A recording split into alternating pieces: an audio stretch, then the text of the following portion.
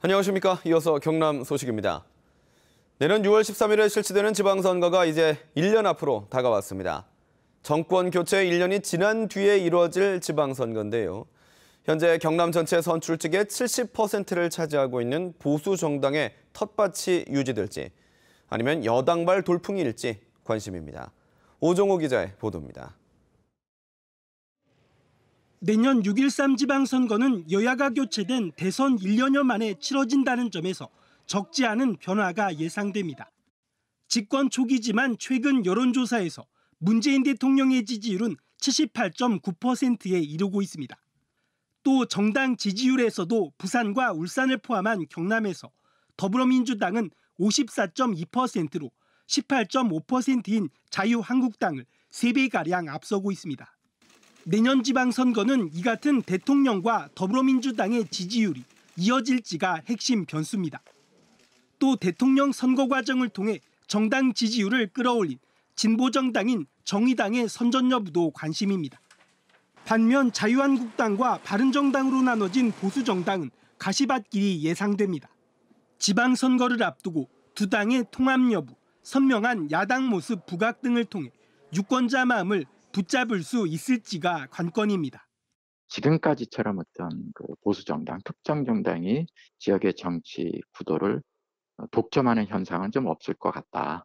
그래서 상당한 변화가 예상되지 않겠나. 또 정당과 함께 얼마나 신뢰할 수 있는 후보이냐는 인물론도 더욱 중요해졌습니다. 도지사 후보나 지방의원 후보도 인물이 어떤 사람인가가 좀 더 앞으로는 큰 변수가 되지 않을까 이런 생각을 합니다. 내년 지방선거까지 헌법 개정과 선거제도 변경 요구 등 변수도 적지 않습니다. 여야가 뒤바뀐 상황에서 경남 도민들의 민심은 1년 뒤 지방선거에서 어떤 결과를 만들어낼지 어느 때보다 관심이 커졌습니다. KBS 뉴스 오종우입니다. 최근 석 달 동안 경남에서 13,000여 가구가 새 아파트에 입주를 하는 등 입주 행렬이 잇따르고 있습니다. 하지만 입주하자마자 곰팡이에 시달리는 등 하자 피해가 속출해 각별한 주의가 필요합니다. 차주화 기자의 보도입니다. 지난 4월 말 유명 브랜드의 새 아파트에 입주한 정효진 씨 가족. 이틀 만에 곰팡이가 보이더니 한 달도 안 돼 집 전체에 곰팡이가 피었습니다. 4살 아이는 아토피 증상까지 심해졌습니다. 방에는 들어가지 말자 이렇게 생각하고 거실에만 생활하고 안 올라온다는 보장이 없다고 하더라고요. 그러면 또 이렇게 다 뜯어서 다시 해야 되는데 그게 제일 걱정이죠. 같은 건물 15층 집 역시 마찬가지이고 4층 집은 입주 2주를 남겨두고 다시 공사를 벌이는 등 한 동에서만 4가구가 곰팡이 피해를 입었습니다. 하지만 시공사는 일부 집에만 발생한 피해라며 전수조사는 하지 않아 추가 피해가 우려되고 있습니다. 1605세대도 그걸 일일이 다 확인할 수가 없습니다. 공수에 대한 의무가 없다는 거죠. 계속 접수를 받고 있는 상황이고. 아파트 하자 분쟁은 지난 2010년 69건에서 지난해 3,880건으로 폭증했지만 시공사가 보수공사를 거부해도 처벌은 과태료 1,000만 원에 그칩니다. 때문에 입주하기 전 사전 점검 기간에 꼼꼼히 확인하고 기록해야 한다고 전문가들은 조언합니다. 들어가자마자 이렇게 하자가 발생한다는 것은 그만큼 시공 단계에서 공기에 쫓겨서 빨리 시공을 했다든가 대강했다는 뜻이죠. 사전 점검일에 가서 꼼꼼히 챙겨보고. 또 부실 시공을 막기 위해 아파트를 짓고 나서 분양하는 후분양제 도입 등의 제도 개선이 필요하다는 지적도 나옵니다. KBS 뉴스 차주화입니다. 청각 언어 장애인을 대상으로 수백억 원대 투자 사기를 벌인 혐의로 기소된 이른바 행복팀 사건과 관련해 주범들에게 징역 5년에서 7년이 구형됐습니다. 창원지법 형사 5단독의 심리로 열린 어제 결심 공판에서 검찰은 한모 씨에게 7년을 구형하는 등 구속 기소된 피고인 7명에게 징역 5년에서 7년과 몰수형을 구형했습니다. 검찰은 여전히 피해 회복이 되지 않고 있고 피고인들이 적극적으로 범행을 저질렀다며 구형 이유를 밝혔습니다. 통영해양경비안전사가 봄 행락철 낚시 어선을 상대로 안전수칙 준수를 집중 단속해 모두 46건을 적발했습니다. 단속 사항 가운데는 구명조끼 미착용이 20건으로 가장 많았고 출입항 미신고 7건, 미신고 낚시 영업 6건 등이었습니다.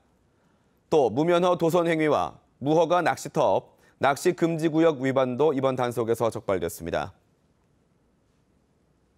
거창군과 거창연극제 육성진흥회가 끝내 갈등을 봉합하지 못하고 제각각 국제연극제 준비에 나섭니다. 하지만 연극제에 초청된 유명 배우들이 쪼개진 연극제에는 참여를 거부하겠다며 제동을 걸고 나섰습니다. 조미령 기자의 보도입니다. 올해 첫 거창한 거창국제연극제의 공식 일정을 발표한 거창문화재단. 국내 공식 초청 작품으로 박정자, 손숙, 윤석화의 출연작 선정도 공식적으로 발표했지만 난항에 부딪혔습니다. 거물급 배우들이 두 개로 나눠진 연극제에는 참여할 수 없다는 거부 의사를 밝힌 것입니다. 연극제 2개 올리면은 입장이 곤란하다 이런 입장을 밝히셨어요. 그럼 박정자 선생님이신데 합의면 쪽지라도 하나 받아와라. 어느 표를 좀 들어서 그냥 온다는 느낌이 좀 마음이 아주 거북하신 입장 같아요. 30년 가까이 연극제를 읽어온 거창연극제 육성진흥회는 예술감독과 심사위원만 공동 주관하면 연극제를 하나로 합치는 데 따르겠다며 사실상 백이종군 입장을 거창군에 제안했지만 이마저도 받아들여지지 않았습니다. 우리가 갖고 있는 노하우가 있는 것입니다. 여러 가지 관객 동원이라든지 홍보 마케팅이라든지 그다음에 여러 가지 극장 배치라든지. 거창군이 만든 문화재단 이사회는 진흥회 측의 불투명한 예산 집행과 내용을 문제 삼아 만장일치로 제안을 거부했습니다. 국제적인 브랜드는 만들었으나 국민의 참여라든지 극단 운영 등 여러 가지 한계가 있었습니다. 그래서 우리 군에서는 문화재단을 통해서 국민이 참여하는 29년의 역사를 함께 해온 연극계도 거창군과 민간단체의 갈등에 두 개로 쪼개질 위기에 놓인 거창국제연극제의 운명을 우려하고 있습니다. KBS 뉴스 조미령입니다. 영남권 소식입니다. 지난 정부가 청년 실업 대책으로 도입한 푸드트럭이 점점 폐업하는 추세입니다. 지방자치단체는 기존 상인들의 눈치를 보느라 이러다 할 대책을 내놓지 못하고 있습니다. 오하영 기자가 취재했습니다. 금호강역 주차장에 푸드트럭 한 대가 덩그러니 있습니다. 소시지를 불판에 올리고 장사 준비를 해보지만 오가는 사람이 없습니다. 다니는 시민분들이 없기 때문에 수익이 나지 않아서 장사를 하지 않고 있습니다. 지난 2015년부터 대구에서 영업을 시작한 푸드트럭은 모두 14대. 이 가운데 3곳은 폐업했습니다.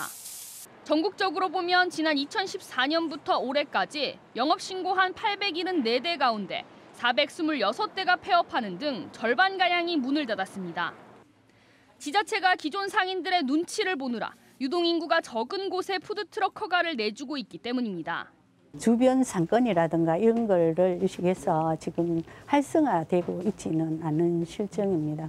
이러다 보니 푸드트럭은 사람들이 많은 곳을 찾아 불법 영업을 할 수밖에 없는 실정입니다. 사용 계약서가 있어야지만은 최종 영업 신고증이 나오는데 그 마지막 단계 사용 계약을 받기가 어려우니까 불법을 할 수밖에 없는 거죠.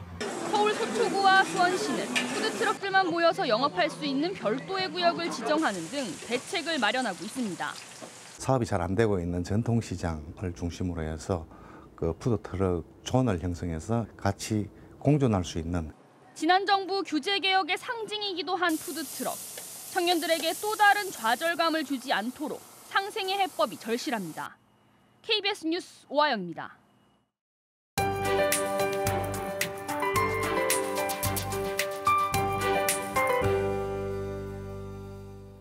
오늘 내륙 지역에 계신 분들은 가방 속에 작은 우산 하나 넣어 가시는 게 좋겠습니다.